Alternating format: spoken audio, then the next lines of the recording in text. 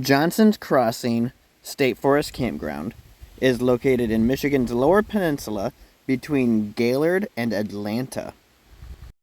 This campground is not set up for use by regular campers that are going to drive in with a trailer or pop-up camper or even just drive in with a tent.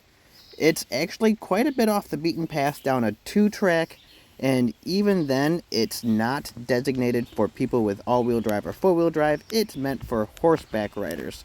This campground has 25 equestrian sites that can occupy up to 100 people. Now, the equestrian groups and horseback riders are more than welcome to organize an event where you can haul in trailers and campers and have a big horseback riding event here, but you have to contact the local park service and organize to have the gate opened up. Otherwise, you have to trail in and ride in via horseback to this campground.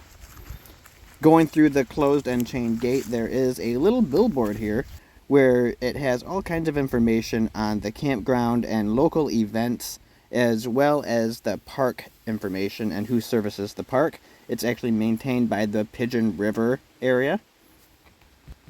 And there's even this handy trail map for the Pigeon River area for trail riding on horseback. I'm going to walk around the camp area here, and it's not super well maintained because it's not used by everyday campers. And there's a whole lot of growth in the campsites, which is probably great for the horses, bad for anybody else that wants to show up and park and just randomly camp, so don't do that. You can see there's plenty of space here if you can get back here with a trailer or a camper, or however you are traveling with the horses. You could easily back in or pull straight in, and in most cases you can pull in and pull right through and back out. There's only one set of outhouses here at the campground, and I'll check those out right at the very end of the video. This campground also does not have a hand pump for water, so if you're somebody looking to hand pump water for drinking or doing dishes or whatever, you're not going to find that here. Instead, there is a large well that you have to haul in a generator to hook up and get your water from the well. I believe this is meant for horses and filling your water tanks and stock tanks for horses, because I've only seen these wells at other equestrian campgrounds. And a really awesome thing that I have in a different video, some of these are starting to be solar powered and have solar chargers that hold the charge, and then the generator is ran off solar panels.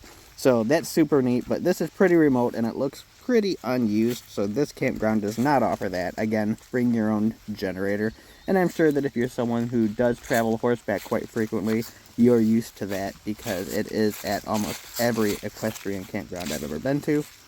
There's the one lone outhouse. It's out in the middle of the campground, towards the back a little ways, but there's a ton of space here, so you have a little bit of a hike to get to the outhouse, and it also is not incredibly well maintained. Probably hasn't been pumped in a while. I can smell it from way over here.